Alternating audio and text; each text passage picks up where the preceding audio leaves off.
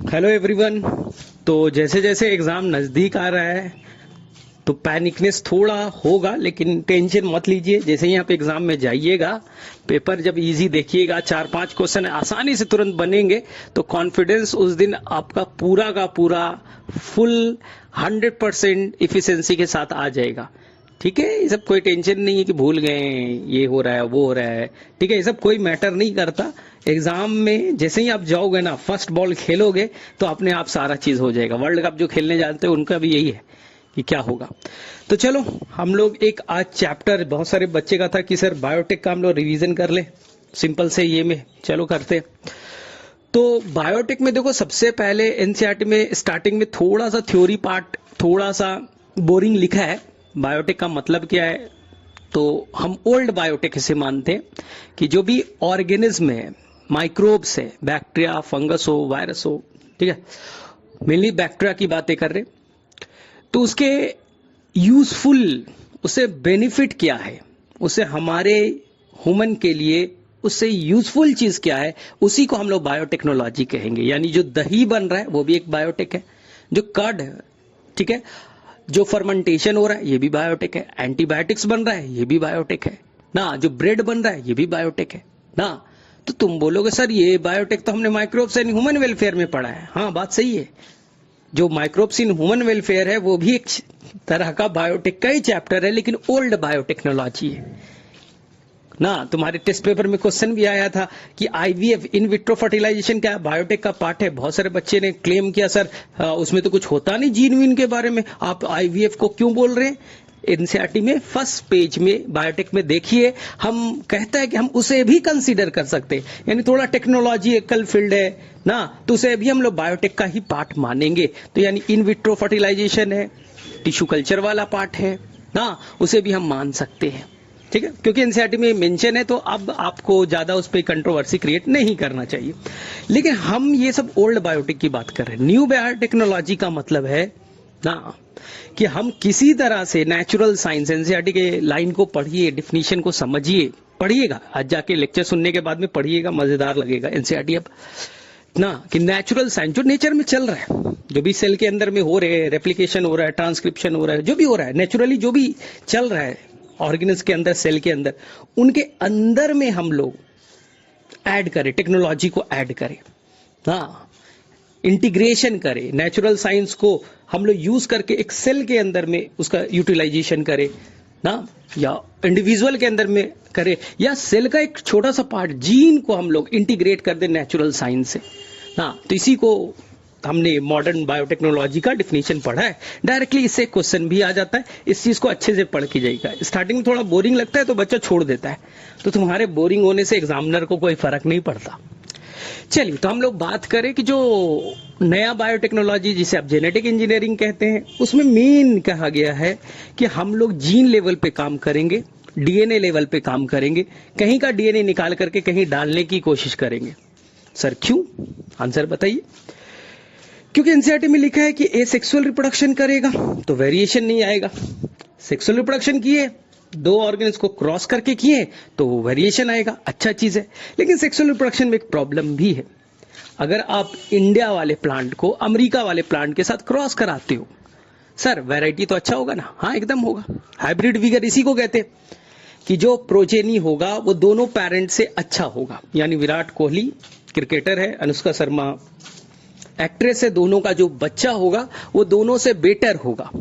यानी उसे एक्टिंग भी आता है, ये भी आता है, मतलब समझाने के लिए मैं बोल रहा हूं, ऐसा होगा नहीं होगा पता नहीं। इसी को हाइब्रिड विगर कहते हैं कि जब प्रोजेनी दोनों पेरेंट से हर मामले में बेटर हो।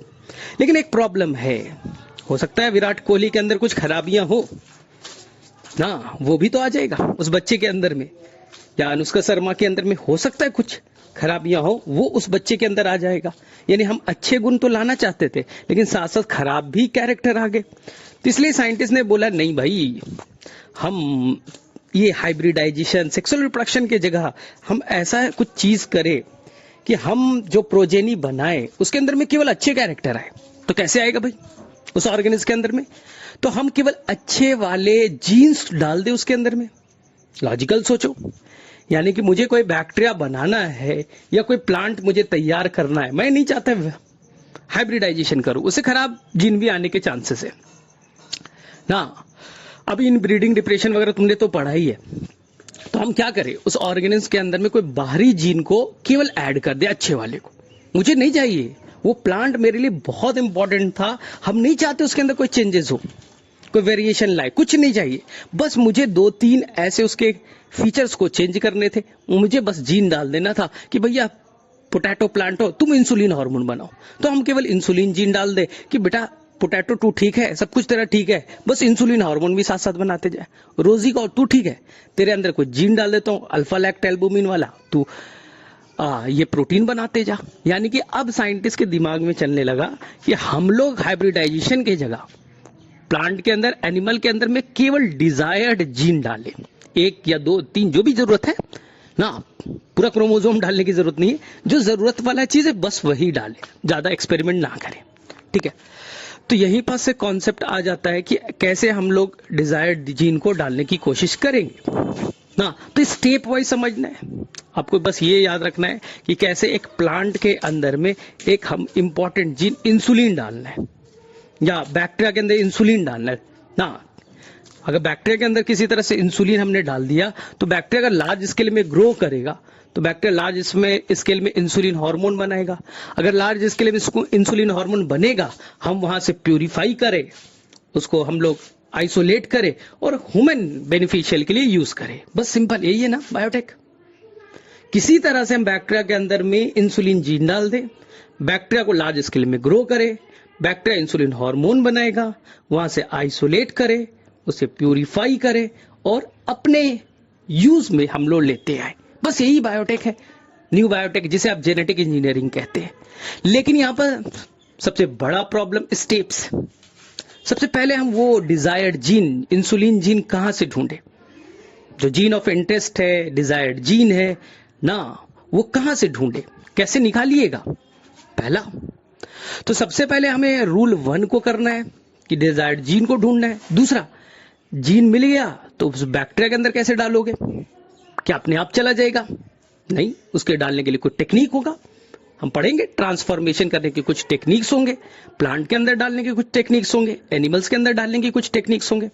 जब डाल दिया तो पता कैसे चलेगा, तुमने बैक्टीरिया के अंदर डाल दिया इंसुलिन जीन, क्या तुम्हें दिख रहा है, जीन दिखता है क्या, नहीं, तो तुम्हें पता कैसे चलेगा कि 100 बैक्टीरिया में से किसके अंदर में इंसुलिन जीन गया है और किसके अंदर नहीं गया है।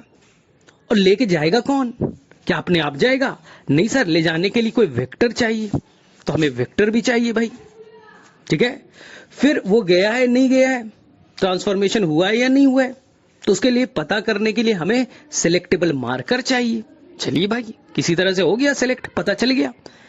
अब उसे हम लोग बड़े स्केल में ग्रो करेंगे, यानी बायो रिएक्टर में लार्ज स्केल में ग्रो करेंगे, हजारों लीटर बनाएंगे, बना दिया।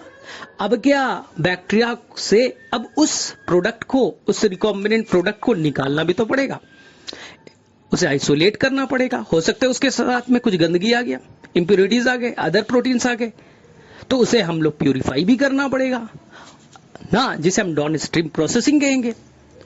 उसके बाद में वो लॉन्ग लास्टिंग हो, अच्छे खासे दिन तक चले, तो प्रिजर्वेटिव डालिए ना। उसके बाद में सबसे इंपॉर्टेंट है कि हम उसका टेस्टिंग करेंगे, वो लॉट ठीक ठाक तो बना ना, या हमने 1000 लीटर बना दिया, मालूम पड़ा वो काम ही नहीं कर रहा है, वो तो हमारे लिए उल्टा काम कर रहा है भाई। तो हम लोग पहले से ही स्मॉल स्केल में, छोटे से स्केल में, लैब में, लेबोरेटरी में उसे बना करके टेस्ट करके देख लेंगे ना। तो यहाँ पर क्वालिटी कंट्रोल बड़ा इंपॉर्टेंट होगा। एनसीईआरटी का लाइन भी है कि ये quality control product to product depend करेगा। जाहिर सी बात है, आपने वैक्सीन बनाया है तो देखा कितना बड़ा क्लिनिकल ट्रायल हुआ ना, फिर भी हड़बड़ में बनाया गया, तो बहुत सारे लोगों ने ऑब्जेक्शन उठाया कि भाई इतना जल्दी क्यों कर दिया भाई, इसमें तो टाइम लगना चाहिए था। तो क्वालिटी कंट्रोल तो बड़ा इंपॉर्टेंट है। अब इसी स्टेप को इलैबोरेट करना है, यानी कि तुम्हें भैया बनाना है लार्ज स्केल में इंसुलिन हार्मोन। तो सबसे पहले आप क्या कीजिए, कहां से लाइएगा इंसुलिन जीन, तो हम लोग सबसे पहले आइसोलेशन ऑफ जेनेटिक मटेरियल सीखे मतलब कि आपको बैक्टीरिया दिया गया है, बैक्टीरिया के अंदर से उसका डीएनए निकालना है भाई। कैसे निकालोगे? तो बैक्टीरिया के पहले सेल वॉल को तोड़ दे। अब कुल्हाड़ी से तो टूटेगा नहीं बैक्टीरिया, डंडा वंडा से तो टूटेगा नहीं। तो हम लोग क्या करेंगे, उस फ्लास्क में जहां बैक्टीरिया ग्रो कर रहा है वहां लाइसोजाइम डालेंगे। लाइसोजाइम जो होता है बैक्टीरिया का सेल वॉल, जो म्यूरिन या पेप्टिडोग्लाइकन से बना होता है, उसको ब्रेक करेगा, टूट जाएगा। ठीक है, तो सर प्लाज्मा मेम्ब्रेन कैसे टूटेगा? प्रोटीएज डालेंगे, अंदर में लिपिड होगा, आरएनए होंगे, कार्बोहाइड्रेट होगा, तो हमें वो लाइटिक एंजाइम डालना चाहिए जिससे प्रोटीन टूट जाए। तो प्रोटीएज डाल दीजिए, लिपिड तोड़ दीजिए, कार्बोहाइड्रेट तोड़ दीजिए, आरएनए तोड़ दीजिए। तो इस तरह से हमारा बैक्टीरिया का डीएनए आ जाएगा बाहर। लेकिन सर अगर हमें प्लांट से निकालना है तो कुछ नहीं करना है। प्लांट का सेल वॉल सेल्यूलोज से बना है तो सेल्यूलेज नाम का एंजाइम यूज करेंगे। अगर फंगस से निकालना है तो काइटिनेज यूज करेंगे। और अगर एनिमल से निकालना है तो थप्पड़ मारूंगा, क्योंकि एनिमल में सेल वॉल तो है नहीं, तो हमें सेल वॉल को तोड़ना भी नहीं है ना। तो कोई यहां पर लाइसोजाइम और आप सेलुलेज मत यूज कर दीजिएगा, क्योंकि एनिमल के अंदर सेल वॉल तो होते भी नहीं है। ठीक है, उसके बाद में हमने प्रोटीएज लाइपेज के हेल्प से क्या कर लिया भाई, सभी मैक्रोमोलिक्यूल्स को डाइजेस्ट कर दिया। अब हम डालेंगे चिल्ड इथेनॉल। नीट का पेपर का क्वेश्चन है, कोल्ड इथेनॉल, ठंडा इथाइल अल्कोहल डालेंगे। तो धीरे धीरे जो डीएनए था वो इथाइल अल्कोहल से बाइंड करेगा और वो फाइबर में यानी प्रिसिपिटेट के फॉर्म में आने लगेगा। पहले जो डीएनए था वो घुला हुआ था, सॉल्युबल फॉर्म में था, धीरे धीरे वो प्रिसिपिटेट के फॉर्म में आने लगेगा। ठीक है, अब हम लोग ग्लास रॉड के हेल्प से, ग्लास रॉड एक चम्मच की तरह है, चम्मच की तरह ले जाइए, अंदर में घुमाइए और बाहर निकाल लीजिए। इस प्रोसेस को स्पूलिंग कहते हैं। बच्चा थोड़ा कंफ्यूज होता है इल्यूशन और स्पूलिंग में। तो ये जो मैंने आपको बताया ये स्पूलिंग था। एनसीईआरटी का फिगर भी बना है और एनसीईआरटी में डीएनए निकाल के दिखाया भी गया है। डीएनए आपको दिखेगा, व्हाइट फाइबर नुमा स्ट्रक्चर दिखेगा। सर डीएनए दिख सकता है क्या? एकदम दिखेगा। आपको मालूम है कि तुम्हारे एक सेल में 2.2 मीटर लंबा डीएनए और ऐसे से हजारों लाखों सेल ले लिए, तो वहां से जब हम लोग डीएनए निकालेंगे तो फाइबर नुमा दिखेगा भाई, क्योंकि हमने histone protein, non histone protein ये सबको तो डाइजेस्ट कर रखा है। तो वहां से आसानी से प्रोटीन डीएनए आपके आइसोलेट हो जाएंगे। तो पहला स्टेप हमारा कंप्लीट हुआ, isolation of genetic material. NCERT में एक पेज दे रखा होगा और एक क्वेश्चन तो मस्ट से आना ही आना है। अब इस डीएनए का क्या करें? तुमने डीएनए निकाल लिया है, उसमें से हमें मान लीजिए मेरा सेल ले लीजिए, मेरा सेल ले लीजिए। अब बताओ, मेरा सेल ले लिया, पैंक्रिया मुझे इंसुलिन जीन चाहिए, तो बोलो कौन सा सेल लोगे? पैंक्रियास का सेल लोगे, लीवर का सेल लोगे, ब्रेन का, कौन सा सेल लोगे? तो यहां पास कोई भी सेल ले सकते। हमारे हर सेल के अंदर इंसुलिन जीन मौजूद है।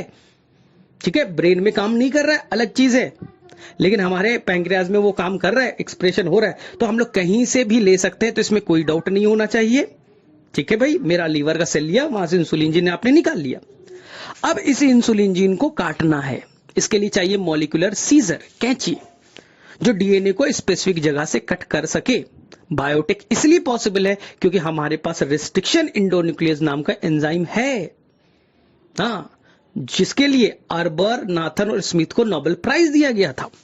उनके पास एक टेक्निक है जिससे कि उन्होंने बताया कि रिस्ट्रिक्शन एंजाइम स्पेशल एंजाइम है जो डीएनए को स्पेसिफिक जगह से, स्पेसिफिक सीक्वेंस से कट कर सकता है। तो हमने रिस्ट्रिक्शन एंजाइम लिया। अब मालूम है फर्स्ट रिस्ट्रिक्शन एंजाइम कौन है? हिंड2 है। कौन बनाता है? तो बैक्टीरिया बनाता है। सर क्यों बनाता है? क्योंकि वायरस है बैक्टीरियोफेज, वो बैक्टीरिया पे अटैक करता है। बैक्टीरिया बेचारा क्या करे? बैक्टीरियोफेज वायरस है, वो अपने डीएनए को बैक्टीरिया में डाल देता है और अपने नंबर को बढ़ाता है, मल्टीप्लिकेशन बड़ा फास्ट होता है और बैक्टीरिया बेचारा मर जाता है। तो बैक्टीरिया ने सोचा कि रुको, अपने नेचुरल सिस्टम, नेचुरल सिलेक्शन निकालते हैं। तो बैक्टीरिया ने अपने आप को बचाने के लिए 2 एंजाइम बनाए। एनसीईआरटी की लाइन को अच्छे से पढ़िएगा, 2 एंजाइम बने। पहला एंजाइम बनाया मिथाइल ट्रांसफेरेज और दूसरा बनाया रिस्ट्रिक्शन एंजाइम। रिस्ट्रिक्शन एंजाइम क्या करेगा? जो फॉरेन डीएनए, बैक्टीरियोफेज का जो डीएनए है उसको रिकॉग्नाइज करेगा और उसके स्पेशल सीक्वेंस पे कट मार देगा। यानी कि वायरस, बैक्टीरियोफेज का डीएनए आया, बैक्टीरिया ने रिस्ट्रिक्शन एंजाइम बनाया और बैक्टीरियोफेज के डीएनए के टुकड़े टुकड़े हो गए। अगर पूरा डीएनए ही टुकड़ा टुकड़ा हो गया तो बैक्टीरियोफेज का डीएनए ही खत्म हो गया तो बैक्टीरिया बच जाएगा। लेकिन प्रॉब्लम यह है कि बैक्टीरिया अपने डीएनए को क्यों नहीं काटेगा? जो रिस्ट्रिक्शन एंजाइम है वो अपने जो जीनोम का डीएनए है, बैक्टीरिया का डीएनए, उसे क्यों नहीं काटेगा? तो उसका सिंपल सा आंसर है कि बैक्टीरिया ने एक स्पेशल और एंजाइम बनाया था जिसका नाम था मिथाइल ट्रांसफेरेज। मिथाइल ट्रांसफेरेज क्या करेगा? अपने डीएनए में, यानी बैक्टीरिया के अपने जीनोम में, डीएनए में मिथाइल ग्रुप को ऐड कर देगा स्पेशल जगह पे, जिससे वहां का डीएनए मॉडिफाई हो जाएगा। ठीक है, इसी को कहते हैं रिस्ट्रिक्शन मॉडिफिकेशन, जिससे कि रिस्ट्रिक्शन एंजाइम अपने डीएनए को ना काटे लेकिन फॉरेन डीएनए आए उसके अंदर में वो कट मार दे, क्योंकि अपना डीएनए को तो उसने प्रोटेक्ट कर रखा है, उसके अंदर मॉडिफिकेशन कर दिया है, मिथाइल ग्रुप को ऐड किया है, जिससे अपने एंजाइम जो अपना डीएनए को पहचान नहीं पाएगा। ठीक है, ये पहला फर्स्ट रिस्ट्रिक्शन एंजाइम किसने डिस्कवर्ड किया था? ठीक है, ये याद रखिएगा, ये थे हैमिल्टन स्मिथ साहब। एंजाइम का नाम रखा था हिंड2।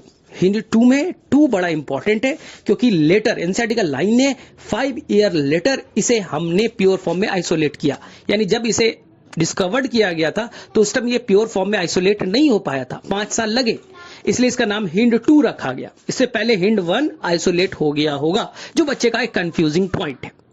हिंड में पहला लेटर जो होगा H, वो जीनस को रिप्रेजेंट करेगा। सेकेंड 2 लेटर होंगे वो आपके स्पीसीज को रिप्रेजेंट करेंगे, और जो डी वर्ड है वो आपके स्ट्रेन को रिप्रेजेंट करेंगे। स्ट्रेन लिखना जरूरी नहीं है, आपकी मर्जी है, लिखना चाहिए, लिखना है तो लिखिए, नहीं है तो स्किप कर सकते, क्योंकि देखिए आगे में आइएगा PFU1, PVU1, ऐसे बहुत सारे मिलेंगे। ठीक है, अब जो आपका न्यूमेरिकल वर्ड है वो ऑर्डर ऑफ आइसोलेशन को रिप्रेजेंट करेगा, नॉट द डिस्कवरी। ये याद रखिएगा, वो आइसोलेट, प्योर फॉर्म में आइसोलेट हुआ सबसे पहली बार तो उसे 1 देंगे, दूसरा एंजाइम बाद में आइसोलेट हुआ 2, उसके बाद में तीसरा हुआ तो उसे 3 नाम देंगे। E-COR1 के नेमिंग से क्वेश्चन बन जाएगा। ई में पहला जीनस इस्चर्चिया है, फिर CO वर्ड कोलाई, और स्टेन RY13 दे रखा होगा एनसीईआरटी में, और 1 ऑर्डर ऑफ आइसोलेशन है। ठीक है, E-COR1 बड़ा इंपॉर्टेंट एंजाइम था, इसका आज भी यूज करते हैं सबसे ज्यादा हम लोग। इसके ढूंढने के लिए आर्बर, नाथन और स्मिथ को नोबेल प्राइज भी दिया गया है। फर्स्ट कौन था? हिंड2 था, हैमिल्टन स्मिथ अकेले किया था। ठीक है, अभी तक मोर देन 900, देखिए क्वेश्चन आएगा तो ध्यान से पढ़िएगा। क्वेश्चन में लिखा है मोर देन, आंसर में लिखा है मोर देन 900, और एक ऑप्शन में होगा ओनली 900, तो करेक्ट आंसर है मोर देन 900 टिल डिस्कवर्ड हो चुके हैं फ्रॉम 230 स्ट्रेन। हाँ देखो, बहुत अच्छा क्वेश्चन बन जाएगा, केवल लिख दिया only 900 restriction enzyme is discovered. ठीक है, तो आप बोलेगा नहीं नहीं, मोर देन 900 एनसीईआरटी का लाइन लिखा है फ्रॉम 230 स्ट्रेन। ठीक है, अब ये रिस्ट्रिक्शन एंजाइम कैसे कट करता है? तो एनसीईआरटी पिछले साल नीट का क्वेश्चन भी बन गया। ये डीएनए के ऊपर में बैठेगा, उसे रिकॉग्नाइज करेगा, और जहां उसका रिकॉग्निशन सीक्वेंस होगा, जैसे कि अगर E-COR1 है तो GAA-TTC होगा, वहीं पास ये रुकेगा ना, और ये कट करेगा। कट करने के 2 तरीके, अगर वो जो आपका रिकॉग्निशन साइट है जो 4 लेटर या 6 लेटर या 8 लेटर का होगा, उससे अगर वो बीचों बीच सिमेट्रिकल कट करे, जो 8 लेटर का है तो B से 4 पे कट मार दे, अगर सिमेट्रिकल कट मारेगा ना तो इससे जो इंड बनेगा उसे ब्लंट इंड कहेंगे। लेकिन कभी कभी ऐसा भी एंजाइम होता है जो सेंटर से अवे, एनसीईआरटी के लाइन को पढ़िएगा, जो सेंटर है सेंटर से वो अवे 2-3 न्यूक्लियोटाइड अवे ना कट मारेगा तो वो कहलाएगा ब्लंट इंड। वो कहलाएगा sticky, not the blunt, it is a sticky end. Centre से अवे, सेंटर से सिमेट्रिकल कट मारा तो इसे हम लोग कहेंगे ब्लंट इंड। अगर सेंटर से दूर मारा तो इसे हम लोग स्टिकी इंड या इसे कहेंगे ऑब्लिक कट। ठीक है, अब देखिए, तो यानी कि रिस्ट्रिक्शन एंजाइम कट करने के बेसिस पे 2 तरह के, एक ब्लंट इंड प्रोड्यूस करेगा, एक स्टिकी बनाएगा। सर स्टिकी क्यों बोला? बड़ा अच्छा क्वेश्चन है। स्टिकी इसलिए बोला कि जब आप तिरछे कट करिएगा, ऑब्लिक कट कीजिएगा, तो पहले वाले डीएनए का कुछ न्यूक्लियोटाइड सिंगल स्टैंडर्ड फॉर्म में, फ्रैगमेंटेड फॉर्म में, सिंगल स्टैंडर्ड फॉर्म में रहेंगे ना, और इसे दूसरा वाला जो डीएनए वो भी सिंगल स्टैंडर्ड फॉर्म में रहेगा। तो ये दोनों आपस में जो सिंगल स्टैंडर्ड वाले कॉम्प्लीमेंट्री हैं, तो दोनों आपस में जुड़ना बड़ा आसान हो जाएगा। स्टिक मतलब जुड़ना ना, तो जब आप पास लाइएगा तो अगर आपने तिरछा कट मारा है, आपने स्टिकी एंड बनाया है, तो ये आपस में जुड़ना बड़ा आसान हो जाएगा। इसीलिए हम लोग इसे स्टिकी नाम देंगे। स्टिकी मतलब जुड़ना, स्टिक करना, ठीक है।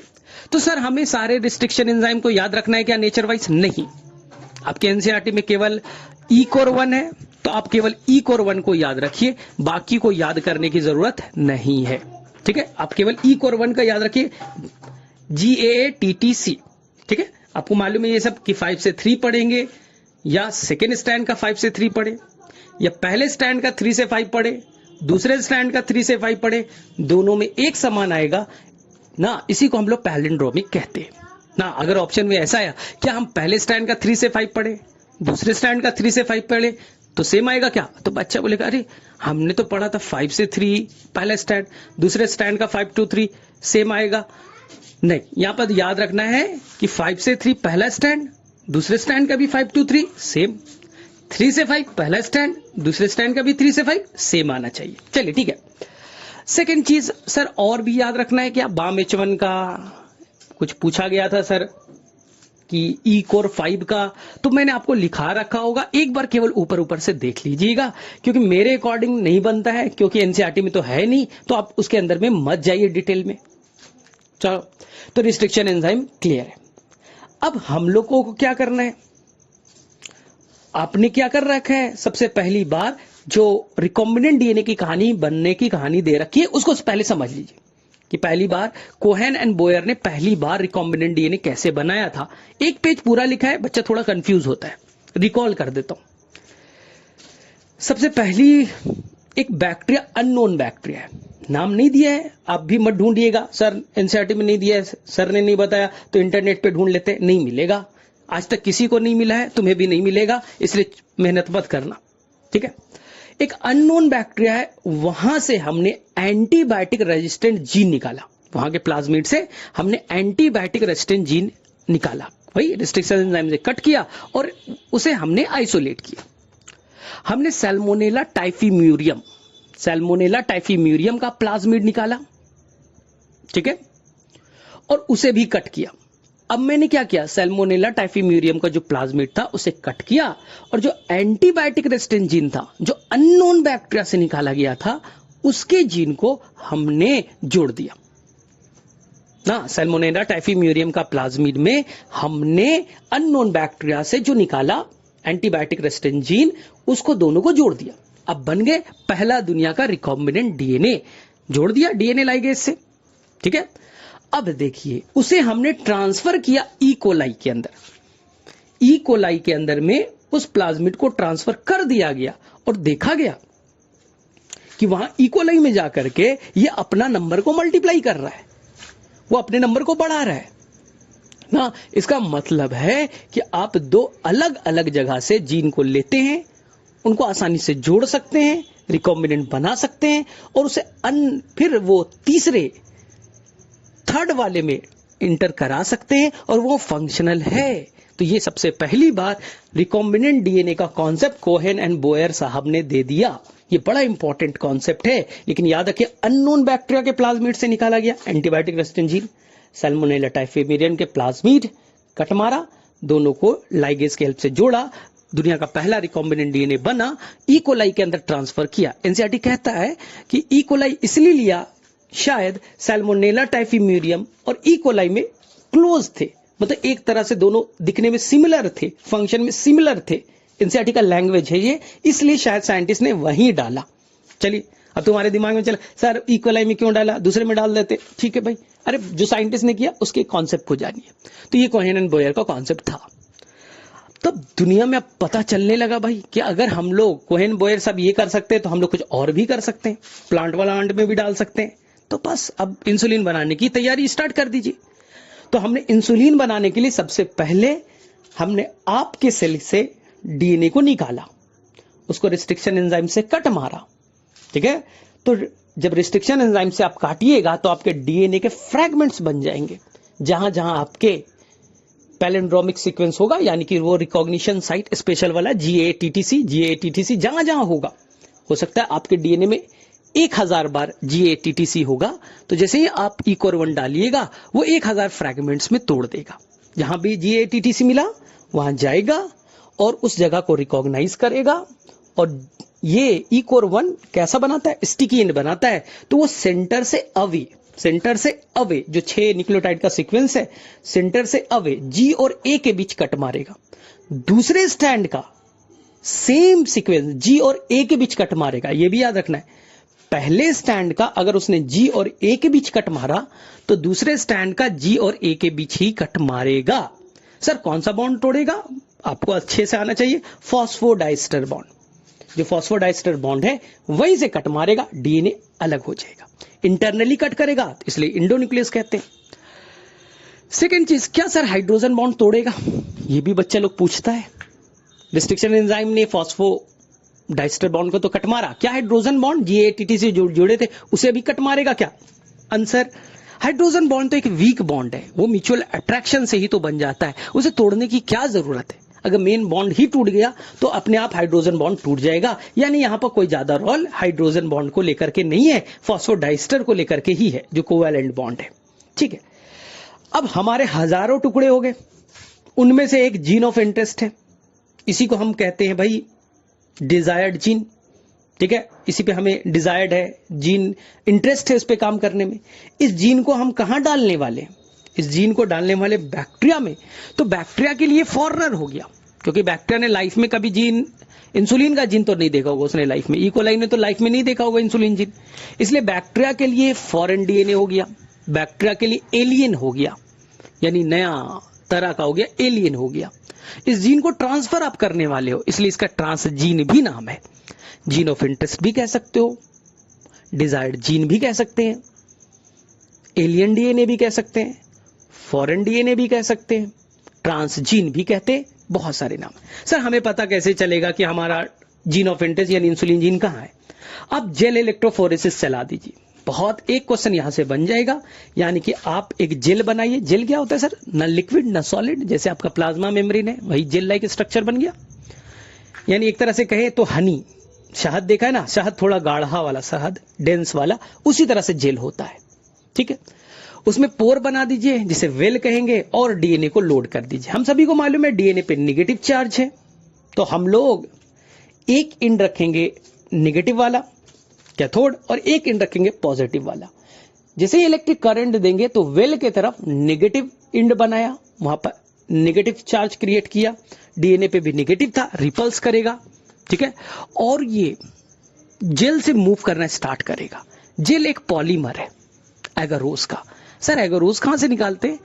अगार से, जो कि आपका रेड एल्गी में आपने पढ़ा होगा। एनसीईआरटी लिखता है सी वीड्स, वीड्स मतलब अनवांटेड, ये समुद्र में पाए जाते हैं, वहां से हम लोग निकालते हैं, आपने पढ़ा है। अगार को मॉडिफाई करके एगारोस बनाया जाता है। ठीक है, एक्चुअली में एगारोस जो पाउडर है वो मोनोमर है, जब आप पानी डाल करके उसे जेल बनाइएगा तो पॉलीमराइज होगा, तो छोटे छोटे पोर बना देगा। तो एनसीईआरटी वर्ड करेगा सीविंग इफेक्ट, ना पढ़िएगा। अब मैंने वेल पे डाला डीएनए को, कई सारे फ्रैगमेंट्स थे, लेकिन जिस फ्रैगमेंट का साइज छोटा होगा वो तेजी से मूव करेगा और वो एनोड की तरफ यानी नीचे की तरफ माइग्रेट करेगा। तो एक ही क्वेश्चन तुमसे अरेंज करने के लिए पूछेगा, बहुत ही आसान से। अब वेल से दूरी को देखते जाना, वेल से डिस्टेंस को देखते जाना। वेल से जितना ज्यादा दूर होगा यानी साइज उतना छोटा होगा, वेल से जितना नजदीक होगा साइज इतना बड़ा होगा। तो हम वेल को रेफरेंस मानते हुए सभी के साइज को पता कर सकते हैं। एक क्वेश्चन यहां से बनने की पूरी चांसेस है। सेकेंड, लेकिन जेल पे तो हमें डीएनए दिखेगा नहीं। हाँ बात तो सही है, इसलिए हमें जेल पे डीएनए को देखने के लिए एक डाई यूज करना पड़ेगा जिसका नाम है इथिडियम ब्रोमाइड, ईटीबीआर शॉर्ट फॉर्म में कहते हैं, इथिडियम ब्रोमाइड। जो जिसे डीएनए को अपने कट किया रिस्ट्रिक्शन एंजाइम से, तो उसी दौरान हम लोग इथिडियम ब्रोमाइड डाल देते हैं, जो जाके डीएनए से चिपक जाएगा, वो डीएनए से जाके चिपक जाता है। और जब डीएनए को हम लोग जेल पे रन कराएंगे, जब डीएनए को जेल पे रन कराएंगे तो छोटे छोटे बैंड्स के फॉर्म में कन्वर्ट हो जाएगा ना। हो सकते हैं हजारों बैंड्स बन जाए, आपको नहीं दिखेगा तो आपने यूज करना है यूवी लाइट को, अल्ट्रावायलेट राइस।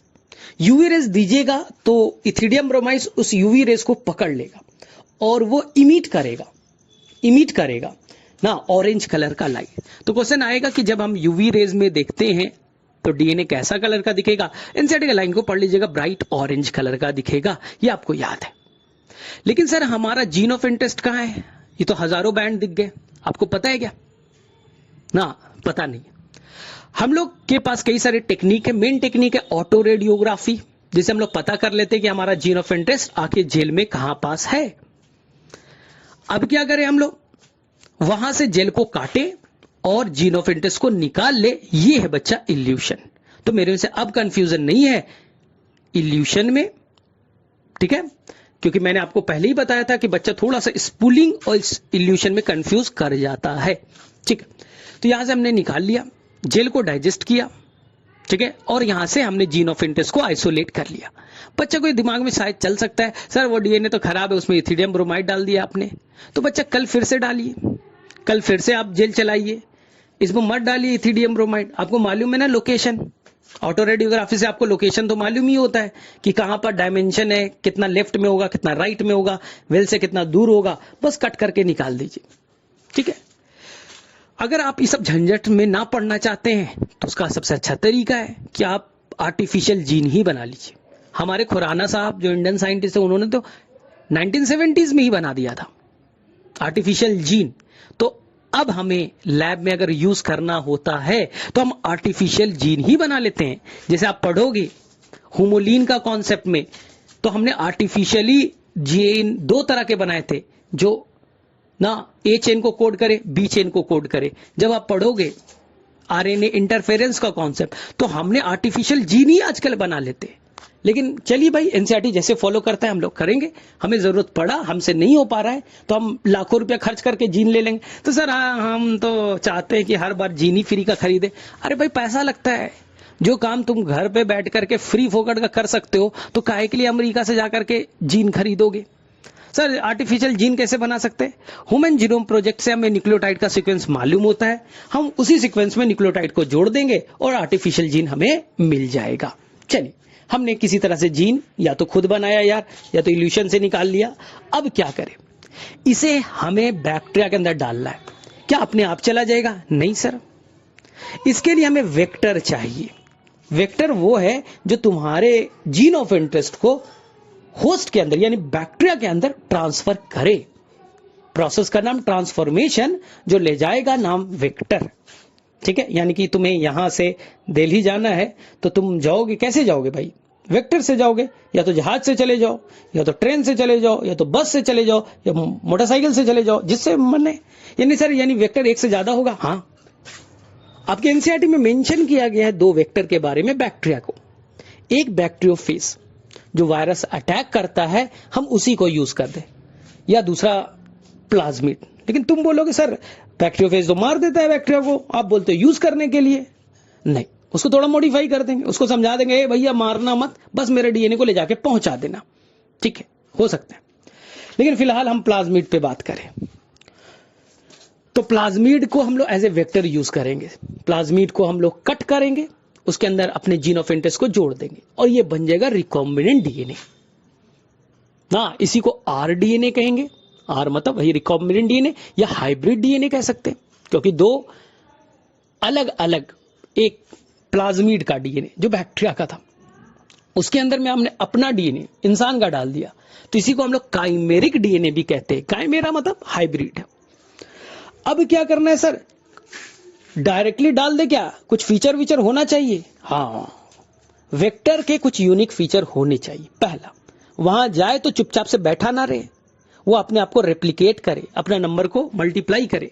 जब वो अपने नंबर को मल्टीप्लाई करेगा तो साथ साथ हमारा जीन ऑफ इंटरेस्ट भी मल्टीप्लाई कर जाएगा।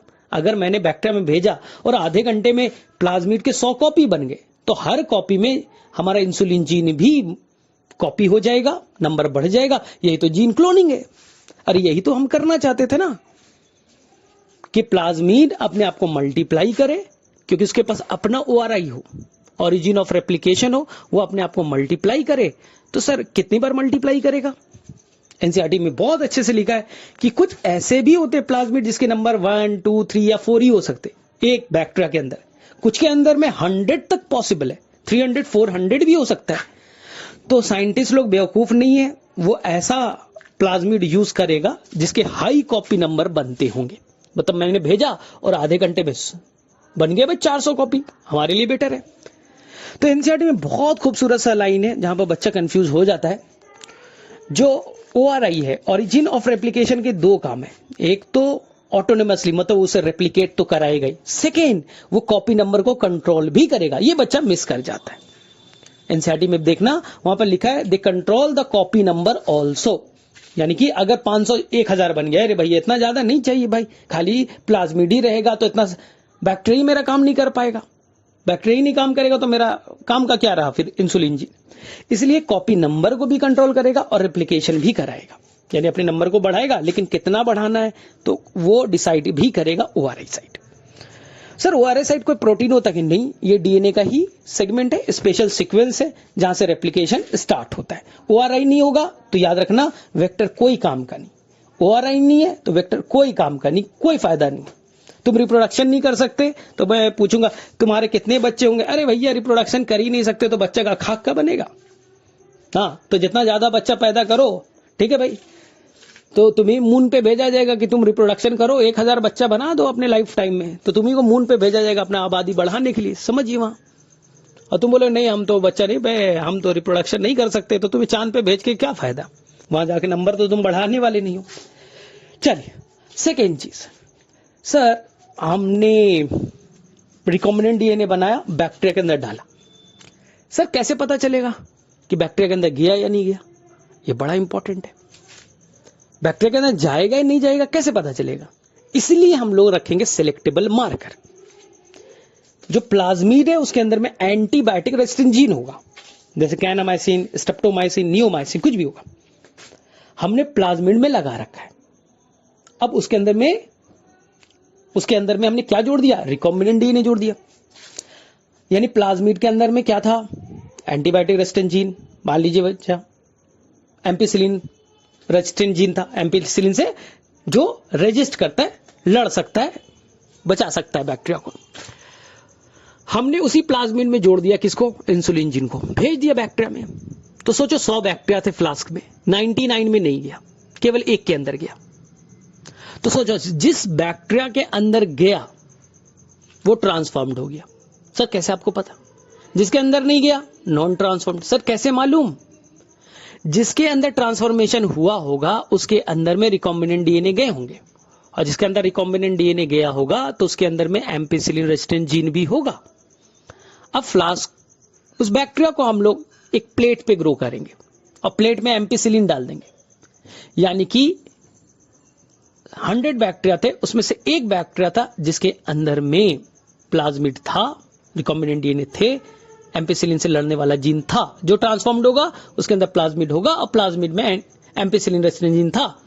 तो जब फ्लास्क पे ग्रो करेंगे एम्पिसिलिन के प्रेजेंस में, तो सारे बैक्टीरिया मर जाएंगे और केवल वही बैक्टीरिया जिंदा रहेगा जिसमें एम्पिसिलिन रेजिस्टेंट जीन था, यानी जो ट्रांसफॉर्म्ड था। तो हमने आसानी से सिलेक्ट कर लिया कि कौन ट्रांसफॉर्म्ड है, कौन नॉन ट्रांसफॉर्म्ड है। इसलिए एम्पिसिलिन रेजिस्टेंट जीन को हम सिलेक्टेबल मार्कर कहेंगे। ये भेजे में जाना चाहिए, अभी कंफ्यूज नहीं करना है। सर रिकॉम्बिनेंट वाला, नॉन रिकॉम्बिनेंट, ब्लू वाला, व्हाइट वाला, वो आ रहा है, स्टेप वाइज चलते हैं। लेकिन सर प्रॉब्लम ये है कि हमने सर प्लाज्मिड डाल दिया, रिकॉम्बिनेंट डीएनए डाला, लेकिन प्रॉब्लम कुछ और है सर। प्रॉब्लम ये है कि जो प्लाज्मिड है, ठीक है, उसके अंदर में एम्पिसिलिन रेजिस्टेंट जीन एक है, नहीं 2 लेना है। एक एम्पिसिलिन से लड़ने वाला रेजिस्टेंट जीन लेना है और एक लेना है टेट्रासाइक्लिन रेजिस्टेंट जीन वाला। 2 लेना है आपको। सर 2 क्यों? स्टेप वाइज समझेंगे। हमने जानबूझ करके टेट्रासाइक्लिन रेजिस्टेंट जीन में रिस्ट्रिक्शन साइट बना दी है, जानबूझ करके। टेट्रासाइक्लिन रेजिस्टेंट जीन जो है उसमें मैंने बाम H1 का रिस्ट्रिक्शन साइट रखा है। सर फायदा क्या हुआ? सोचिए आपके पास प्लाज्मिड है 2, मैंने बाम H1 डाला, जैसे ही बाम H1 डाला तो वो क्या करेगा, टेट्रासाइक्लिन रेजिस्टेंट जीन को कट मारेगा। Bam H1 tetracycline resistant gene को कट मारा, तो टेट्रासाइक्लिन रेजिस्टेंट जीन क्या हो गया, कट हो गया, अलग हो गया। दो प्लाज्मिड थे, दोनों अलग हो गए। अब मैंने जीन ऑफ इंटरेस्ट को ले जाके छोड़ दिया, ऑप्शन 1। हो सकता है जैसे ही डीएनए लाइगेज डालेंगे तो वो डीएनए लाइगेज को बोला है तू डीएनए को जाके जोड़ दे, तो गया जो टेट्रासाइक्लिन रेजिस्टेंट जीन थे जो कट हो चुके थे उसको पकड़ा और आपस में जोड़ दिया, यानी कि वहां पास जीन ऑफ इंटरेस्ट को लाइगेट नहीं किया। उसके फ्रेगमेंट हुए थे, वो टूटा था, उसको एक एंड पकड़ा, दूसरे एंड को पकड़ा, दोनों को जोड़ दिया, हो गया, वापस से पुराना वाला ले लिया, पुराना वाला जो था प्लाज्मिड वैसा ही बन गया। इसे कहते हैं सेल्फ लाइगेशन। ये बना नॉन रिकॉम्बिनेंट। दूसरे, जैसे ही मैंने टेट्रासाइक्लिन को कट मारा और डीएनए लाइगेज डाला, तो डीएनए लाइगेज ने क्या किया, हमारे इंसुलिन जीन को टेट्रासाइक्लिन रेजिस्टेंट जीन के बीच में ही जोड़ दिया, यानी टेट्रासाइक्लिन जीन में ही हमारा जीन ऑफ इंटरेस्ट ऐड हो गया। अब जीन ऑफ इंटरेस्ट हमारा अगर टेट्रासाइक्लिन रेजिस्टेंट जीन में ही चला जाएगा तो टेट्रासाइक्लिन तो हो गया बच्चा खराब। इसी को कहते हैं इंजर्शनल इनएक्टिवेशन। हमने जीन ऑफ इंटरेस्ट डाला तो टेट्रासाइक्लिन हो गए खराब, तो इसी को नाम है इंजर्शनल इनएक्टिवेशन। यानी हमारे पास दो प्लाज्मिड है, एक सेल्फ लाइगेट किया तो टेट्रासाइक्लिन ठीक है, एम्पेसिलिन तो ऑलरेडी ठीक है, टेट्रासाइक्लिन भी ठीक है। दूसरे में जो इंजर्शनल इनएक्टिवेशन हुआ जिसमें रिकॉम्बिनेशन हो गया, उसके अंदर एम्पेसिलिन तो ठीक है, टेट्रासाइक्लिन खराब हो चुका है। ठीक है, तुम्हें तो कुछ भी नहीं दिख रहा है, तुम्हारे पास दो प्लाज्मिड है, एक रिकॉम्बिनेंट एक नॉन रिकॉम्बिनेंट, और सामने में है एक फ्लास्क और उसमें रखे हैं 100 बैक्टीरिया। अब तुमने 100 बैक्टीरिया में दोनों प्लाज्मिड को डालो। ऑप्शन 1, 100 बैक्टीरिया थे, उसके अंदर में दो बैक्टीरिया में ट्रांसफॉर्मेशन हो गया, यानी 98 हो गए नॉन ट्रांसफॉर्म्ड, 98 हो गए नॉन ट्रांसफॉर्म्ड, क्योंकि तुम्हारे पास दो ही प्लाज्मिड है। सेकेंड, दो जो बैक्टीरिया होंगे वो हो गए ट्रांसफॉर्म्ड, दो बैक्टीरिया है वो है ट्रांसफॉर्म्ड। बोला ठीक। अब लेकिन जो ट्रांसफॉर्म्ड है वो भी दो तरह के, उसमें से एक होगा ट्रांसफॉर्म्ड तो है लेकिन नॉन रिकॉम्बिनेंट है, जिसमें सेल्फ लाइगेशन हुआ है, एम्पेसिलिन भी ठीक होगा, उसका टेट्रासाइक्लिन भी ठीक होगा। और एक होगा ट्रांसफॉर्म्ड एंड रिकॉम्बिनेंट, यानी ट्रांसफॉर्म्ड हुआ है उसके अंदर प्लाज्मिड तो गया ही है, साथ साथ उसके अंदर में रिकॉम्बिनेंट वाला प्लाज्मिड चला गया। तो तुम्हें फ्लास्क में है 3 तरह के बैक्टीरिया। पार्ट 1 नॉन ट्रांसफॉर्म्ड जो 98 बैक्टीरिया है, दूसरा ट्रांसफॉर्म बट नॉन रिकॉम्बिनेंट एक बैक्टीरिया है, तीसरा ट्रांसफॉर्म बट रिकॉम्बिनेंट ये थर्ड बैक्टीरिया है। तो तुम्हारे फ्लास्क में 3 बैक्टीरिया हैं। अब क्या करोगे, उसे एक प्लेट में ग्रो करेंगे। ठीक है भाई, प्लेट में ग्रो किया।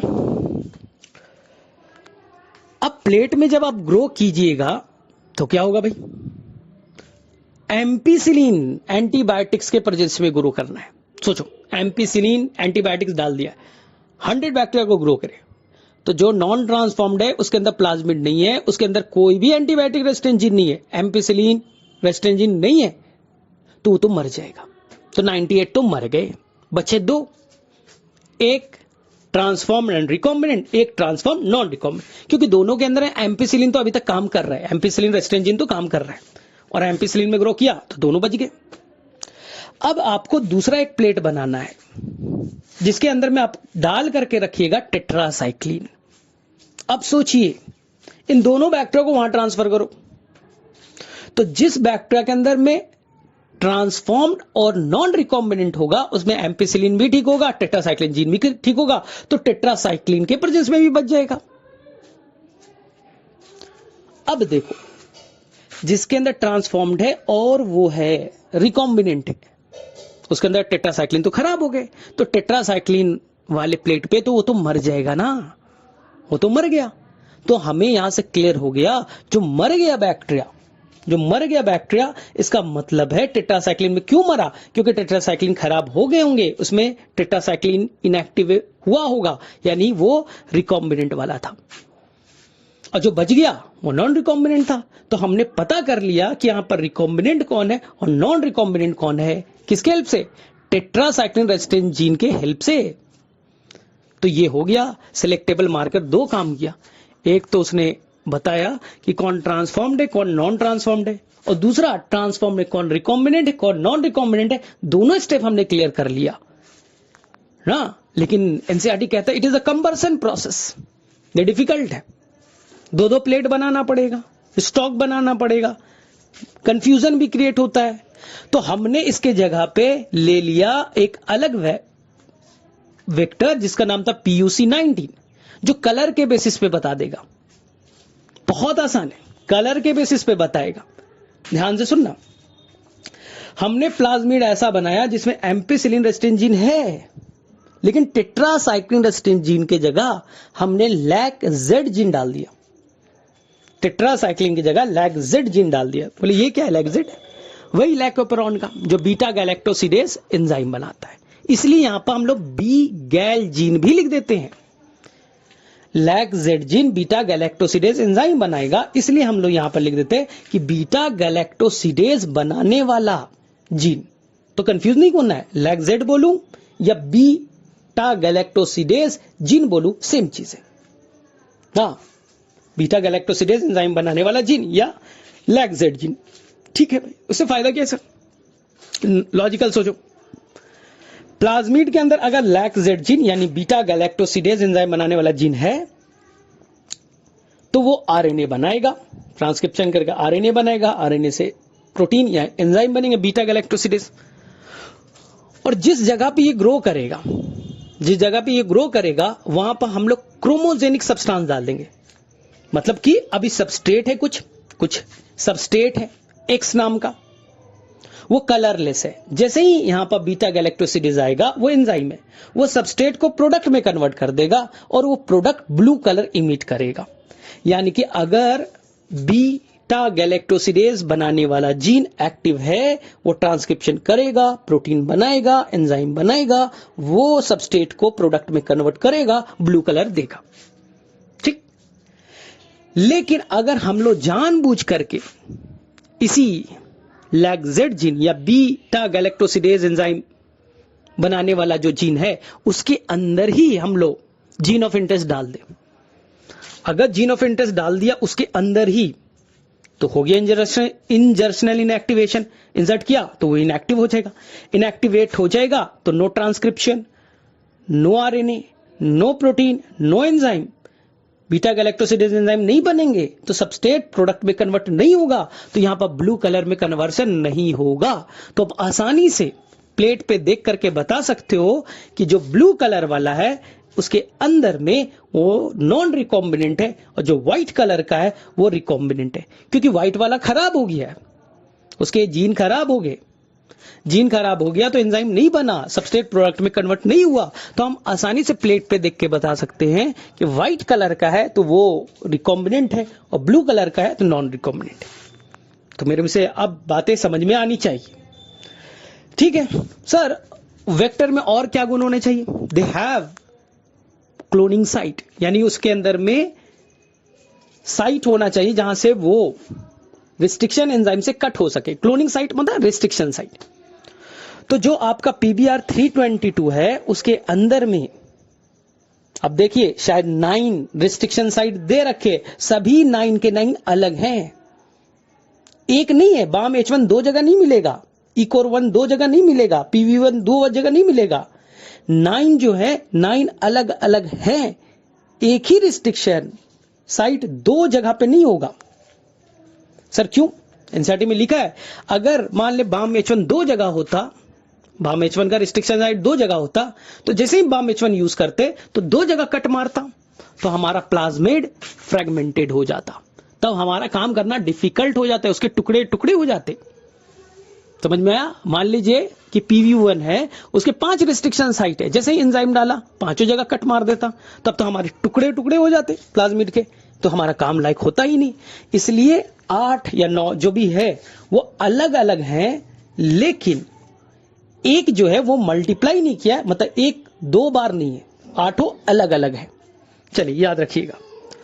सर याद करना, याद तो तुम्हें करना पड़ेगा, बता रखा है कि कैसे याद करने का, कुछ मैंने ट्रिक्स बता रखा है कि तुम्हें बॉटनी कौन पढ़ा रहा है तो वहां पर बाम H1 होगा, सदाब सर पढ़ा है सेल 1 होगा, इस तरह से तुम्हें बताया होगा कि बॉटनी पढ़ा रहे, मैं पढ़ा रहा हूं, ठीक है। इसी तरह से आपको फिजिक्स के 3 टीचर ने पढ़ाया होगा, P से 3 होंगे ना। केमिस्ट्री आपको पढ़ाया होगा, केमिस्ट्री से शायद C 1 होगा। फिर आपको इंग्लिश पढ़ाया गया होगा, हिंदी पढ़ाया गया होगा ना। तो इसी तरह से आप याद कर लीजिए कितने P वाले हैं, कितने, ठीक है, आपके इंग्लिश वाले हैं, ये जो आपको मैंने बताया होगा, ये ट्रिक्स के फॉर्म में मैंने आपको करा दिया है। चलो अब देखो ध्यान से, कुछ शॉर्ट ट्रिक अपना बना लेना वहां पास। PBR 320 ये आर्टिफिशियल सिंथेसाइज किया गया है, नेटिव नहीं है, इसमें मॉडिफिकेशन किया गया है, 2 साइंटिस्ट ने किया था, बॉलिवर एंड रॉड्रिग्विज ने। चलिए सर इसके अलावा भी वेक्टर होंगे, हाँ। प्लांट के अंदर में एक वेक्टर हम लोग यूज करते हैं जिसका नाम होता है एग्रोबैक्टीरियम ट्यूमिफेसियंस। एग्रोबैक्टीरियम ट्यूमिफेसियंस एक बैक्टीरिया है जिसके अंदर एक प्लाज्मिड होता है, TI प्लाज्मिड। ये बैक्टीरिया को अगर जब प्लांट पे तुम अटैक कराओगे तो ये TI प्लाज्मिड के अंदर स्पेशल एक पार्ट होता है जिसका नाम होता है TDNA, ट्रांसफर DNA। उसके अंदर स्पेशल जीन होते हैं, TI gene, tumour inducing gene, ठीक है। अब ये क्या करेगा, जैसे ही तुमने इस अटैक कराया, लेकिन ये केवल किस पे अटैक करेगा, डाइकॉट पे। और जब डाइकॉट पे अटैक करेगा तो ये अपने प्लाज्मिड का जो पार्ट था TDNA, उस पार्ट को कट करेगा और प्लांट के मेन क्रोमोसोम में समा जाएगा और वहां जा करके वो अपने ढेर सारे हार्मोन बनाएगा, क्योंकि उसके अंदर में TDNA में कुछ जीन्स थे जो वहां ऑक्सीन, साइटोकाइनिन का प्रोडक्शन अचानक से बढ़ा देंगे। तो प्लांट बेचारा क्या करेगा, इतना हार्मोन बनने लगा तो अचानक से डिवाइड करने लगेगा, मास ऑफ सेल बनाएगा, तो ये बना देगा आपको ट्यूमर। इसलिए इसका हम लोग कहते हैं कि प्लांट में ट्यूमर कॉज करेगा, ये कैंसर कॉज करेगा।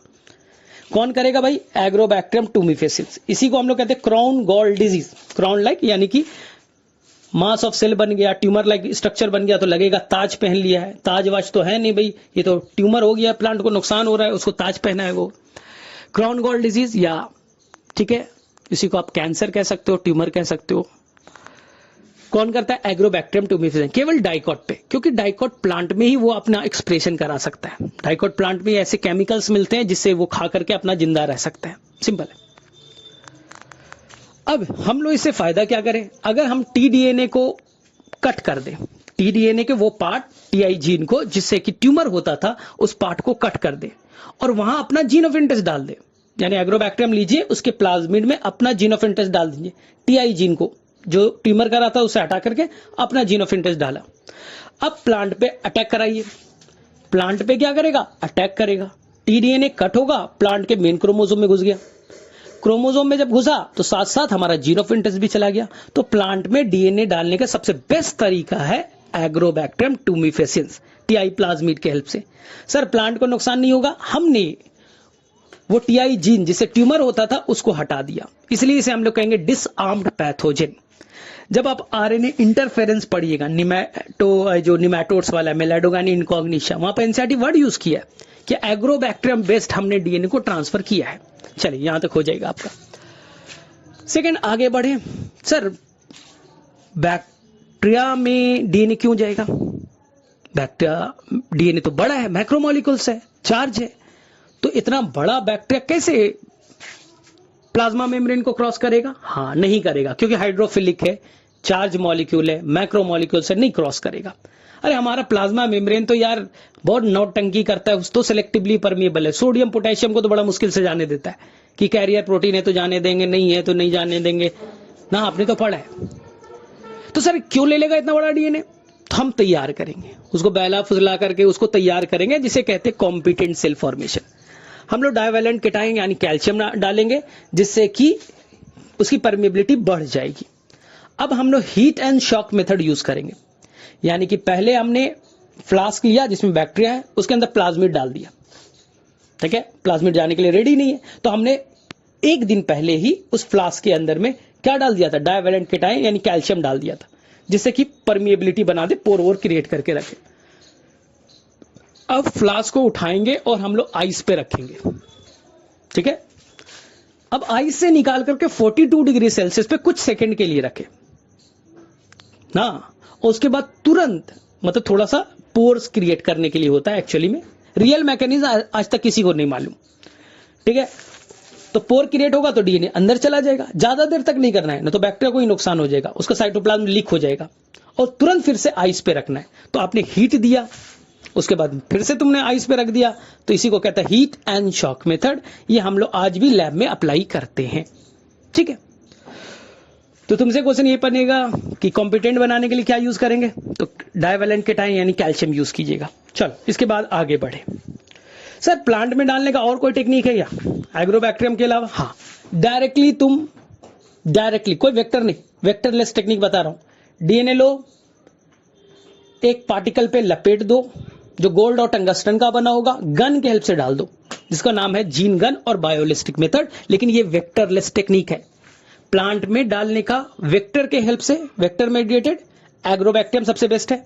वेक्टरलेस आपका है जीन गन मेथड। एनिमल्स में डायरेक्टली डालना है तो इसका नाम हो जाएगा माइक्रो इंजेक्शन, निडल के हेल्प से डाल दीजिए। लेकिन अगर आप नहीं चाहते निडल के हेल्प से डालना, वेक्टर के हेल्प से डालना चाहते, जैसे जीन थेरेपी किया था, तो यहां पास आप यूज कर सकते हैं। तो यहां पास आप यूज कीजिएगा रेट्रोवायरस वेक्टर। जो वायरस होता है उसको हम लोग थोड़ा सा मॉडिफाई कर दे, उसमें चेंजेस कर दे, और उसी मॉडिफाइड वायरस के हेल्प से हम डीएनए को डालें, तो इसी को हम लोग कहते हैं, ठीक है, डिसआर्म्ड पैथोजेन, जो आप यूज कीजिएगा जब आप जीन थेरेपी को पढ़िएगा। तो एनिमल्स में बेस्ट टेक्निक वेक्टरलेस कौन है? माइक्रो इंजेक्शन, निडल के हेल्प से। अगर पूछा जाए वेक्टर के हेल्प से, तो याद रखना ये तो पक्का वाला क्वेश्चन है, वीवीआई मेरा सबसे फेवरेट क्वेश्चन होगा। डिसआर्म्ड पैथोजेन यानी रेट्रोवायरस वेक्टर, रेट्रोवायरस के हेल्प से आप डीएनए को भेज सकते हैं। सर हमें नुकसान नहीं करेगा, वायरस है, नहीं करेगा, क्योंकि हमने डिसआर्म्ड कर दिया, उसमें चेंजेस कर दिया, ठीक है। इसी तरह से और भी टेक्निक है, इलेक्ट्रोपोरेशन है, ठीक है, कई सारे टेक्निक है, आपको याद नहीं करना है, एनसीईआरटी में गिवन नहीं है। सर पीसीआर क्या है? नेक्स्ट, जो डीएनए आपके पास है, आप चाहते हो उसका मल्टीप्लीकेशन कराए, जो आपके पास डीएनए है आप चाहते हो उसका मल्टीप्लीकेशन कराए, दो टेक्निक है। उस डीएनए को लो, वेक्टर के साथ जोड़ो, बैक्टीरिया में डाल दो, बैक्टीरिया डिवाइड करेगा, आपके लाखों कॉपीज बन जाएंगे, ठीक है। लेकिन दूसरा एक टेक्निक है कि आप अपना डीएनए को लो और पीसीआर मशीन में डाल दो, करोड़ों कॉपी बन जाएंगे। तो दोनों में जीन का क्लोनिंग हो रहा है, दोनों में जीन के नंबर बढ़ रहे हैं। बैक्टीरिया में डाल दीजिए तब भी बढ़ेगा, पीसीआर में डालो तब भी बढ़ेगा। लेकिन ना ये क्वेश्चन आएगा, काम कौन करेगा? पीसीआर में तुमने डीएनए का मल्टीप्लिकेशन तो करा दिया, लेकिन वो डीएनए काम के लायक थोड़ी ना, वो बस नंबर को बढ़ाएगा, फंक्शन नहीं करेगा। क्योंकि तुम टेस्ट ट्यूब में 1 करोड़ डीएनए डाल दो, तो डीएनए केवल डालने से थोड़ी ना प्रोटीन बन जाएगा, रिकॉम्बिनेंट प्रोटीन बन जाएगा ना। तो ये याद रखना। तो वहां पर हमने जो डाला है वो क्लोनिंग जो है, ठीक है, वो हमने सेल के अंदर में डाला है, तो वो क्लोनिंग कहलाएगा। यहां पास भी नंबर को बढ़ा है, ये भी क्लोन कहलाएगा। लेकिन यहां पर हम लोग ना वेक्टर यूज करेंगे ना होस्ट यूज करेंगे, बिना होस्ट का हम लोग क्लोन बना देंगे। पीसीआर के 3 स्टेप सबको याद है, डीनेचुरेशन, एनेलिंग और एक्सटेंशन। 30 साइकिल चलेगा तो 1 बिलियन, लगभग 1 बिलियन कॉपीज बन जाएंगे। डायरेक्टली क्वेश्चन आएगा। प्राइमर क्या यूज करेंगे? प्राइमर क्या होता है? कोई रेडियो एक्टिविटी का कॉन्सेप्ट नहीं, ऑलिगोन्यूक्लियोटाइड होते हैं। ऑलिगोन्यूक्लियोटाइड होता है, न्यूक्लियोटाइड का कुछ सीक्वेंस होता है जो कॉम्प्लीमेंट्री नेचर का होता है। एक जगह बच्चा थोड़ा कंफ्यूज करता है, पता नहीं क्यों, मैंने देखा है कुछ बच्चे का मैसेज है, सर एनसीईआरटी में लिखा है कि जो टैग पॉलीमरेज है जो हाई टेम्परेचर पे काम करता है, वो डीएनए के डीनेचुरेशन में भी हेल्प करता है क्या? क्योंकि एनसीईआरटी में तो ऐसे ही लिखा है। नहीं, अच्छे से पढ़ो, लिखा है एनसीईआरटी में कि जो हाई टेम्परेचर पे आप डीनेचुरेशन करते हैं, हाई टेम्परेचर पे जो डीनेचुरेशन आप कराते हैं ना, वो लैंग्वेज को पढ़ो, बच्चा थोड़ा कंफ्यूज हो जाता है, वहां पर नहीं लिखा है। जो आपका टैग पॉलीमरेज है वो केवल एक्सटेंशन में हेल्प करेगा ना, वो और चीज में हेल्प नहीं करेगा। बच्चा थोड़ा गलत मीनिंग निकाल लेता है कि सर वहां पे एनसीईआरटी में लिखा है डीनेचुरेशन भी करेगा। लैंग्वेज को फिर से पढ़ना, वहां पे इस चीज को क्लैरिटी बना दिया गया है, ठीक है। चलिए, तो यहां से सर हम लोग टैग पॉलीमरेज कहां से निकालेंगे? वही आर्कीबैक्टर से, थर्मो में जो भी आपका दे रखा है थर्मस एक्वेटिकस, क्योंकि हाई टेम्परेचर पे ये सर्वाइव करता है। चलो इसके बाद में हम लोग चलेंगे सर, अब हमारे पास डीएनए ढेर सारे हो गए, या तो पीसीआर से बना लीजिए, ठीक है। अब मुझे क्या करना है सर, बैक्टीरिया में तो डाल दिया है मैंने, क्या करें अब, क्या करो, अब इसे लार्ज स्केल में ग्रो कराना है, बैक्टीरिया के अंदर में डाल करके लार्ज स्केल में आप इसे इंसुलिन हार्मोन बनाना है। अब बैक्टीरिया के अंदर में तुमने डाला तो बैक्टीरिया जो प्रोटीन बनाएगा इसी को हम रिकॉम्बिनेंट प्रोटीन कहेंगे, क्योंकि तुम्हारा डीएनए रिकॉम्बिनेंट था, तुमने बैक्टीरिया में डाला, बैक्टीरिया जो प्रोटीन बनाएगा उसे रिकॉम्बिनेंट प्रोटीन कहेंगे। सर कैसे, तो पहला चीज आप चाहोगे कि लार्ज स्केल में ग्रो करे, लेकिन लगातार ग्रो करते रहे, क्योंकि हमें मालूम है एक फ्लास्क में रख दो, बैक्टीरिया को डाल दो, सबस्ट्रेट डाल दो, खाने पीने की न्यूट्रिएंट डाल दो, ऑक्सीजन दे दो, सॉल्ट दे दो, बैक्टीरिया ग्रो करे। लेकिन कुछ दिनों के बाद तो सबस्ट्रेट खत्म हो जाएंगे, विटामिन खत्म हो जाएगा, ऑक्सीजन की कमी हो जाएगी, बैक्टीरिया तो मरने लगेगा। इसलिए हमें चाहिए कि जैसे जैसे सबस्ट्रेट, विटामिन, सॉल्ट खत्म होने लगे, बाहर से हम फ्रेश मीडियम ऐड करते रहे, बाहर से ऑक्सीजन ऐड करते रहे, विटामिन ऐड करते रहे, टेम्परेचर कंट्रोल में रहे, तो उसे हम लोग मोस्ट एक्टिव फेज एक्सपोनेंशियल या लॉग फेज में मेंटेन करना रहेगा ना, तभी तो बेटर है। न तो तुमने यहां बायोरिएक्टर बना दिया, उसके अंदर डाल दिया 3 दिन के बाद सबस्ट्रेट खत्म हो गए, सॉल्ट खत्म हो गया, विटामिन खत्म हो गए, जो प्रोडक्ट बना वो टॉक्सिक है, सारा बैक्टीरिया मर गया।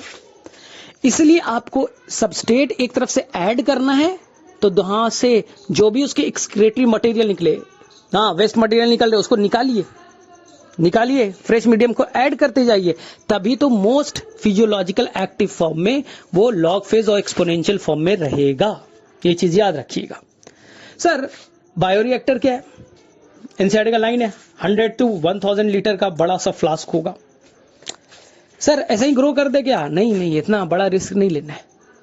हम पहले छोटे छोटे ट्यूब में ग्रो करके देखेंगे। ट्यूब ले लिया, उसके अंदर में बैक्टीरिया को डाल के देखा, 25 डिग्री पे, 30 डिग्री पे, 35 डिग्री पे रख के देखा 25 डिग्री पे सबसे बेस्ट ग्रो कर रहा है, तो हम 25 डिग्री टेम्परेचर रखेंगे। हमने कई सारे ट्यूब ले लिया, सबका पीएच चेंज कर दिया, 7, 8, 9, 10 ऐसे कर दिया, 6 कर दिया, देखा 7 पे सबसे अच्छा ग्रो कर रहा है, यानी हम बायोरिएक्टर में उस बैक्टीरिया को देंगे 7 पीएच, टेम्परेचर 25 देंगे। सॉल्ट कौन सा चाहिए, विटामिन कितना चाहिए, कैसे मेंटेन करना है, वहां से निकालेंगे, आइसोलेट कैसे करेंगे, प्यूरिफाई कैसे करेंगे, ये सब स्मॉल स्केल पे लेबोरेटरी में चेक कर लेंगे। हम छोटे से स्केल पे बायोरिएक्टर में हम अभी नहीं जाएंगे, अभी छोटे स्केल पे पता कर लेंगे वहां टेम्परेचर कितना रखना है, पीएच कितना रखना है, ऑक्सीजन कितना चाहिए, पूरा सिस्टम पहले से पता कर लिया। अब हम लोग बायोरिएक्टर की तरफ मूव करेंगे, क्योंकि बायोरिएक्टर में हमें बैक्टीरिया को लार्ज स्केल में ग्रो कराना है, उसको एक्सप्रेस कराना है, हाँ जीन का एक्सप्रेशन कराना है लार्ज स्केल में। तो हमें सबसे पहले बायोरिएक्टर में प्रॉब्लम है कि सुबह में उठा, झाड़ू वाड़ू उठाया, साबुन वाबुन लिया और पूरा बायोरिएक्टर को साफ कर दिया, नहीं ऐसे नहीं करना है। बायोरिएक्टर में हो सकता है गंदगी होगा, पहले से अनवांटेड बैक्टीरिया फंगस बैठे होंगे, तो हमने स्टीम डिस्टिलेशन करना है, स्टीम स्टरलाइजेशन करना है। स्टरलाइज मतलब कॉन्टामिनेशन को हटाना है स्टेम से, हाँ यानी कि ऊपर से स्टेम भाप डालिए, हाई टेम्परेचर होगा, छोड़ दीजिए 6 घंटे, ये 1 दिन के लिए छोड़ दीजिए, सारे अंदर के अनवांटेड मर जाएंगे। फिर उसके अंदर में हम न्यूट्रिएंट डालिए, विटामिन डालिए, हार्मोन्स डालिए, सॉल्ट डालिए, सबस्ट्रेट डालिए, डाल करके छोड़ दिया। अब उसको हम लोग क्या करना है, एनसीईआरटी में 2 तरह के स्पार्जर है और एक सिंपल स्टायरर है। मैं पहले सिंपल स्टायरर बताऊंगा, फिर स्पार्जर बताऊंगा। सिंपल स्टायरर है, स्टायरर मतलब घुमाना, यानी कि आप एक ग्लास ले लीजिए, उसमें सर्फ डाल दीजिए और चम्मच लीजिए, चम्मच से तेजी से घुमाइए। जब चम्मच को तेजी से घुमाइएगा तो वहां पर झाग बन जाएगा, तो बाहर से ऑक्सीजन ही नहीं जाएगा, हाँ फोम बन जाएगा, प्रॉब्लम है। सेम काम है, आपने न्यूट्रिएंट ले लिया, विटामिन ले लिया, सॉल्ट ले लिया, टेम्परेचर भी ठीक ठाक रखा, पीएच भी सब कुछ ठीक ठाक रखा, ऑक्सीजन भी डाल दिया भाई, लेकिन मिक्सिंग तो करोगे ना, सबसे इंपॉर्टेंट है मिक्सिंग करना। विटामिन डाल तो रहे हो, मिक्सिंग होगा, ऑक्सीजन प्रॉपर वे में सब जगह मिक्स तो होना चाहिए। तो हम ऊपर में मोटर लगा दिए, मोटर तेजी से घूमेगा, मोटर में ब्लेड यानी फैन की तरह स्ट्रक्चर, वो तेजी से घूमेगा तो चारों तरफ ऑक्सीजन मिक्सिंग होगा, न्यूट्रिएंट का मिक्सिंग होगा। लेकिन प्रॉब्लम है, ये मिक्सिंग न्यूट्रिएंट का तो होगा, ऊपर में झाग बन जाएगा, फोम बन जाएगा। अब ऊपर में फोम बन गया, झाग बन गया, तो अब ऑक्सीजन कैसे डालोगे, ऑक्सीजन तो जाने नहीं देगा, फोम जो है झाग है वो तो ऑक्सीजन को अंदर मिक्सिंग नहीं करने देगा। तो हम ऊपर में डालेंगे फोम ब्रेकर, हम फोम ब्रेकर डालेंगे, जो ऊपर में घूमेगा फैन वो फोम को हटाएगा, नीचे वाला मिक्सिंग करने के लिए। ठीक है, बीच बीच में जाएंगे 6 घंटे 8 घंटे पे, एक 5 ml का सॉल्यूशन निकाल के देखेंगे, हाँ भैया ठीक ठाक से बन रहा है, प्रोडक्ट ठीक ठाक से बन रहा है, कोई इश्यू तो नहीं है, पीएच कितना है, उसे कहेंगे सैंपल पोर्ट, नाम में लिखा है सैंपल पोर्ट, बार बार निकाल के देखेंगे। पीएच सिस्टम मेंटेन होगा, अपने आप चल रहा है, तुम्हें कुछ नहीं करना है। जैसे मोबाइल में सब कुछ होते रहता है अपना, टेम्परेचर कितना है, ह्यूमिडिटी कितना है, अपने आप दिखा रहा है, उसी तरह से बायोरिएक्टर में लगा है, अंदर का पीएच कितना है, टेम्परेचर कितना है, अगर टेम्परेचर घट बढ़ रहा है 25 डिग्री रखना है, टेम्परेचर को बढ़ाना है, गर्म पानी पूरी तरह से डाल दीजिए, चारों तरफ से जैकेट के फॉर्म में बना हुआ है, चारों तरफ से घुमा दीजिए। ठंड सर ज्यादा टेम्परेचर हॉट हो गया है तो ठंडा पानी डाल दीजिए भाई, कोई इशू नहीं है। ऑक्सीजन वगैरह पूरा रेगुलेट करके रखिए, लगातार ये चल रहा है। जो वेस्ट मटेरियल उसको निकालते भी जाइए, फ्रेश को ऐड करते जाइए, क्योंकि तुम्हें हो सकता है 5 दिनों तक, हफ्तों दिनों तक चलाना पड़े, बहुत ज्यादा लार्ज स्केल में ग्रो करना है, और हफ्तों दिनों तक चलाओगे तो अंदर में न्यूट्रिएंट भी खत्म हो जाएंगे, न्यूट्रिएंट भी डालना है, वेस्ट मटेरियल को हटाना भी है ना, कि वो लॉग फेज में अपने आप को मेंटेन रखे, तभी तो वो लगातार ज्यादा डिवाइड करेगा।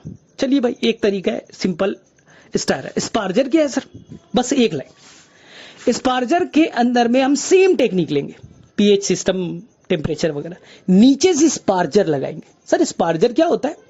स्पार्जर एक ट्यूब है जिसमें छोटे छोटे पोर हैं, इस ट्यूब से, स्पार्जर से हम लार्ज में बहुत ताकत से, बहुत प्रेशर से एयर डालेंगे, स्टेराइल एयर बहुत तेजी से डालेंगे, तो ये क्या करेगा, वो बबल्स बनाएगा, स्पार्जर बबल बनाएगा, नीचे में बहुत तेजी से प्रेशर से हमने एयर डाला तो बबल्स बनेंगे नीचे से, और इसी बबल्स के थ्रू ना हम मिक्सिंग करेंगे। तो सिंपल स्टारर में शायद प्रॉब्लम था कि शायद वहां पर ऑक्सीजन का हम लोग ठीक से बैलेंस नहीं कर पा रहे थे, मिक्सिंग नहीं कर पा रहे थे, इसलिए दूसरा एक बायोरिएक्टर तैयार किया गया, स्पार्जर, जिसे ऑक्सीजन ज्यादा चाहिए। तो हमने स्पार्जर, नीचे में देखना, नीचे में हमने हाई प्रेशर डाला, छोटे छोटे बबल, ये छेद थे, वहां से एयर निकलेगा और ये पूरी तरह से क्या करेगा, बबल्स बनाएगा।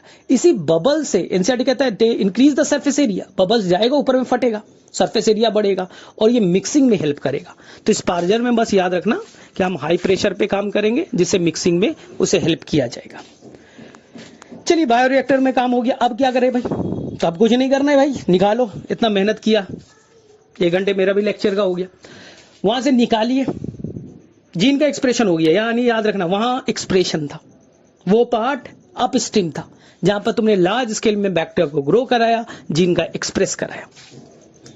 ठीक है, अब क्या करना है, आप वहां से निकालिए, पहला स्टेप आइसोलेशन, बैक्टीरिया है, बैक्टीरिया को मारिए, वहां से अपने प्रोटीन को, रिकॉम्बिनेंट प्रोटीन यानी इंसुलिन हार्मोन को निकालिए, आइसोलेशन, लेकिन उसमें इंप्योरिटीज भी आ चुका होगा तो उसको प्यूरिफाई कीजिए, ये हो गया आपका डाउन स्ट्रीम प्रोसेसिंग।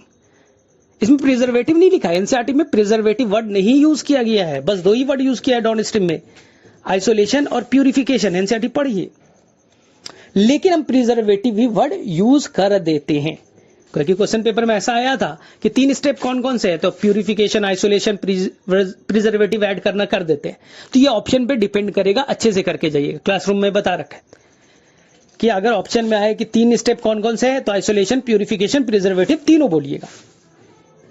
ठीक है, अब देखिए सेकेंड स्टेप, हमने प्रिजर्वेटिव ऐड कर दिया, अब उसके बाद में क्या करना है, क्वालिटी चेक कर लेना है, क्वालिटी ठीक ठाक बना है, हाँ वो तो पहले ही हमें सीख लेना था, क्वालिटी वाला पहले ही बताया, ऐसा नहीं कि 1 लाख लीटर बन गया है, 1000 लीटर बन गया है और उसके बाद तुम ड्रामा कर रहे हो, क्वालिटी तो खराब हो गया है। तो पहले क्या कर रहे थे, शुरू में सिंपल ग्रो किए थे, वही बैक्टीरिया है ना, या तो बस लार्ज स्केल में बनाए, ऐसा थोड़ी ना है कि तुमने 1 किलो बिरयानी बनाया तो अच्छा बना और 100 किलो बनाया तो बहुत खराब बन गया। ठीक है, तो यहां पास थोड़ा अच्छे से आपको कर लेना है, और उसके बाद में क्वालिटी हो गया, उसके बाद में पैकेजिंग कीजिए, लार्ज स्केल में पैकेज कीजिए और उसके बाद में मार्केटिंग में लॉन्च कर दीजिए। तो इस चैप्टर को मेरे अकॉर्डिंग आप एक बार पढ़िएगा, और ये सारे 5 से 6 क्वेश्चन देगा, ये मिनिमम 5 क्वेश्चन देगा, इसको अच्छे से आपको कर लेना है। ठीक है, तो मैं कोशिश करूंगा, सेकेंड वाला चैप्टर आसान है, फिर भी एक आपके लिए बना दूं।